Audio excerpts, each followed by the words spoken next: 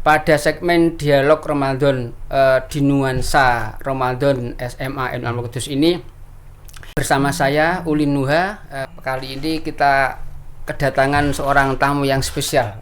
Beliau adalah Bapak Dr. Kisbianto SAG MPD untuk menemani kita di bulan suci Ramadan bersama beliau terkait tema puasa dan kecerdasan. Puasa Ramadan yang merupakan salah satu kewajiban seorang muslim yang diperintahkan oleh Allah dalam Al-Baqarah 183 tentu memiliki makna yang luar biasa juga, karena di balik perintah itu ada maqasidus syar'i yang harus sebagai orang Islam mengkaji apa di balik perintah itu semua.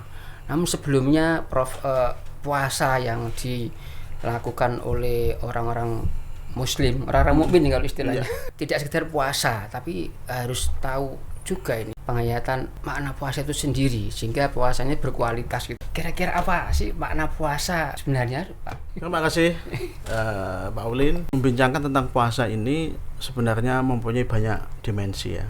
Ya tentu saja puasa yang paling sederhana adalah tidak makan, tidak minum mulai fajar sampai maghrib, itu pelajaran kita sejak kecil ya.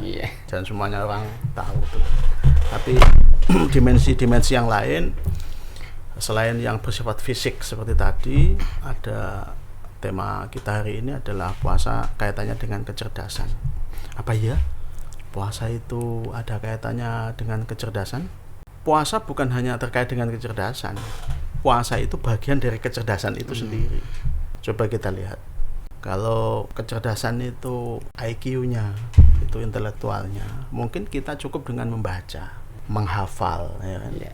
Kalau kecerdasan itu kita ukur dimensi yang lain, misalnya sikap seorang muslim yang baik, sikapnya harus baik. Apa ya, sikap yang baik hanya bisa dibentuk dengan membaca. Itu sudah mulai bermasalah. Iya kan? Iya, enggak kan begitu. Nah, tentu ada sesuatu yang dibutuhkan supaya kalau cerdas intelektual, akal pikirannya bagus, itu membaca, berdiskusi. Nah, sekarang bagaimana dengan sikap supaya baik? Bagaimana dengan akhlak supaya baik? Apakah cukup membaca? Jawabannya pasti tidak. Dan yang terakhir, bagaimana supaya spiritualnya baik? Banyak orang pintar nggak sholat kan? Banyak orang pintar tapi ghibah terus. Banyak orang pintar tapi korupsi. Berarti kan ada kepintaran, ada kecerdasan yang lain yang belum diasah. Satu diantaranya adalah kecerdasan spiritual. Maka puasa adalah laku spiritual dan itu bagian dari kecerdasan itu. Bukan hanya berhubungan, tapi puasa adalah bagian dari laku kecerdasan. Kemudian terkait dengan kecerdasan, mungkin dari puasa itu kecerdasan sosialnya bisa spiritual, sosial, emosional, dan intelektual, jadi mencakup semuanya itu.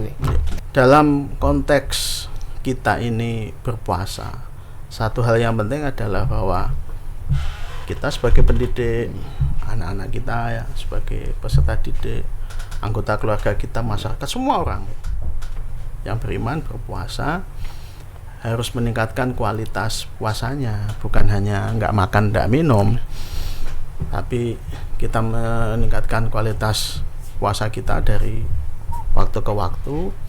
Saya ambil contoh satu saja. Puasa itu ringan atau berat? Saya jawab sendiri. Berat. Saya tanya orang yang puasa dalail 3 tahun lebih itu, ketika dia puasa Ramadan ya lemes. Orang apa kalau sudah puasa 3 tahun tuh dong sing 1 bulan hanya 29 atau 30 hari itu ringan. Enggak, padahal sama aja. Padahal terlatih Sudah terlatih. Orang yang puasa Daud bertahun-tahun, puasa Ramadan juga lapar, dahaga, lemas ya kan. Jadi puasa ini sesuatu yang memang unik. Nah, di balik keunikan itu saya sebut ada rahasia. Sirun minal asrar. Nah, sirunnya itu adalah kita diajak untuk mencerdaskan spiritual kita, mencerdaskan sosial tadi, kepedulian sosial kita. Dari mana itu jalan asal muasalnya itu? Betapa kita lihat kalau kita puasa, kemudian tiba-tiba kita ini merasakan ada sesuatu yang beda dari biasanya. Itu pasti. Ayo, Masih ngeleh ditahan, lapar ditahan, haus ditahan. Kan mesti ada sesuatu yang dipertahankan. Iya. Apa yang dipertahankan itu? Ya kita taat kepada Allah. Kalau kita taat kepada bapak ibu kita atau pak guru kita atau wali kelas kita, masuk ruangan makan sendiri terus ditutup nanti kan siapa yang tahu? Kan tidak ada yang tahu. Tapi kita konsisten, tetap saja kita puasa, lapar sekalipun. Nah, kita pertahankan lah. Sebenarnya apa yang kita pertahankan? Yang kita pertahankan itu kita, ya Allah SWT. Ya Allah, saya ini puasa memang lapar sih, tapi karena dawuh jenengan ya saya laksanakan. Dari situlah titik-titik kecerdasan spiritual itu tumbuh, kita asah. Meskipun ya mungkin ada sedikit keterpaksaan, itu normal manusiawi. Tapi kalau ini dilatih, mungkin kita dulu waktu kecil puasa beduk gitu kan, dilatih lagi di MTS atau SMP, sampai di sekarang di SLTA, sampai nanti kita titik tertentu.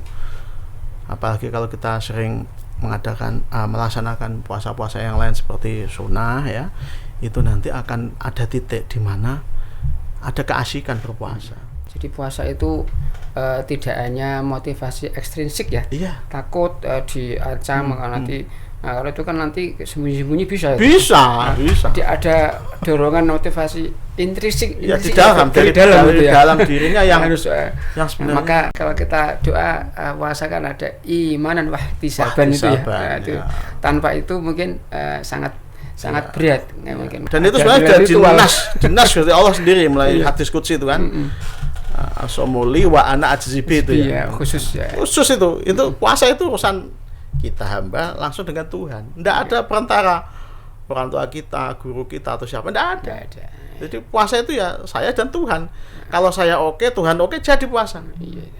Karena nggak ada siapa-siapa. Nah, makanya ibadah puasa tidak bisa disamakan dengan ibadah yang lain. Karena Allah itu orang yang berpuasa apapun keadaannya mesti ikhlas. Gimana Tuhan tuh ikhlas? Puasa nggak ikhlas gimana? Sulit. Sulit dah ikhlas itu. Betul. Karena itu janjinya Allah kalau puasa nanti jadi orang yang bertakwa. Dan wa ana ajzibih itu memang tadi rahasia itu. Seandainya dikasih tahukan. Sesuatu yang rahasia itu kan mestian sesuatu yang heboh, yang melebihi dari kebiasaan.